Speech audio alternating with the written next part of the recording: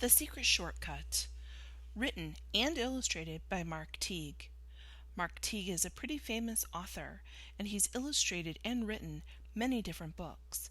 In fact, he once visited Madison School many years ago. This story is about two boys, Wendell and Floyd. Let's look at the front cover. How can you tell this book is like the last one you read, Cloudy with a Chance of Meatballs? Could this really happen? What genre would this be? Wendell and Floyd are having trouble getting to school on time. Why might this be? Let's read and find out and see if they can solve their problem. On Monday, Wendell and Floyd were late for school. They had nearly been captured by space creatures, they told their teacher. Ridiculous, said Miss Gernsblatt, and she warned them not to let it happen again. But Tuesday was no better. Pirates were loose in the neighborhood. It was sheer bad luck. Wendell and Floyd explained when they showed up late for school. Preposterous, said Miss Gernsblatt. And on Wednesday, even though Wendell and Floyd left early, a plague of frogs made them late once again. Absurd, cried their teacher. I'm warning you, be here on time tomorrow or else. And no more crazy excuses. Stop and think. Problem and vocabulary. What problem are the boys having? How do you think they will solve their problem? Miss Gernsblatt used the words preposterous and absurd. What do those words mean? There's got to be a way to get to school on time, said Wendell. We'll just have to leave earlier. Floyd arrived at Wendell's house so early the next morning that the sun was barely up and Wendell was still in his pajamas.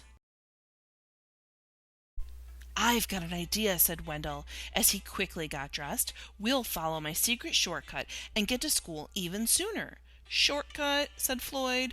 I didn't know there were any good shortcuts to school. This is the secretest shortcut of all, said Wendell. In fact, I invented it myself. He led Floyd up the alley by the Ulick's backyard, then down a culvert, over a fence, and through a dense thicket of blackberry vines. Then they scrambled over some boulders, down a steep bank, and across a narrow stream. This is some shortcut, said Floyd. Relax, said Wendell. We'll be there in a minute. But the forest became thicker and darker. Soon it was hung with vines. The screeches of strange jungle animals echoed all around. Maybe we took a wrong turn, said Floyd. I'm pretty sure the school is right up ahead, Wendell told him. Stop and think. Problem. Floyd says this is some shortcut. What does he mean when he says that? What is happening here? What's going on with these boys? Do you think the boys will make it to school on time?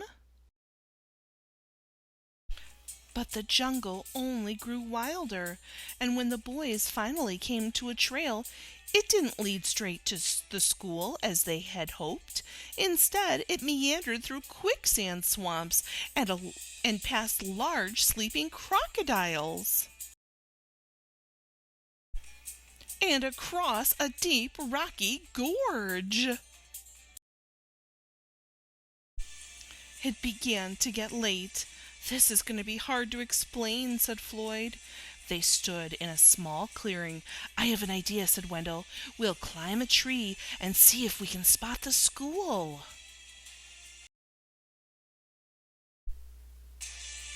They chose the biggest, tallest tree they could find and climbed all the way to the top. Do you see the school? Asked Wendell. I don't even see the town, said Floyd. They watched some monkeys playing in the treetops. I have another idea, said Wendell. What is it? Asked Floyd. He was getting tired of Wendell's ideas. "We'll swing from these vines just like the monkeys," said Wendell. "That way we'll travel much faster."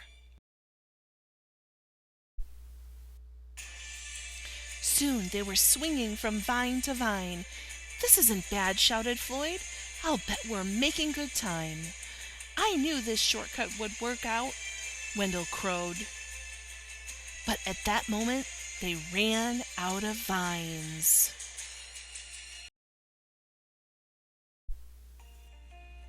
The boys landed plop, plop in a giant puddle of mud. "Now what do we do?" asked Floyd. "I don't know," said Wendell. "I'm out of ideas." They sat in the puddle and thought about all the trouble they were going to be in. "Miss Gernsblatt will never believe this story," said Wendell. "It is sort of crazy," said Floyd. Just then, from far away, they heard a school bell ring. "Did you hear that?" cried Wendell. "That was the first bell. We can still make it if we run." They ran until the jungle gave way to forest. The forest became woods, and then they scurried through the Mortleys' backyard and up the hill to school. They flew through the door of Miss Gernsblatt's room and landed squishily in their seats just as the late bell rang. "Well, you made it," said their teacher, "and just in time. But how on earth did you get so muddy just walking to school?" Floyd looked at Wendell. Wendell looked at Floyd. "On second thought," said Miss Gernsblatt, "maybe you'd better not say." During recess, Wendell and Floyd sat in the sun to give the mud a chance to dry. "At least we finally got to school on time," said Wendell. "That's the main thing," Floyd agreed. And in fact, it was quite a while before they were late to school again. Stop and think. Fantasy and vocabulary. What things in this story could happen in real life? What things were made up or imagined? There are many compound words in this story. Go back and reread the story. Find at least 4 compound words and write them down.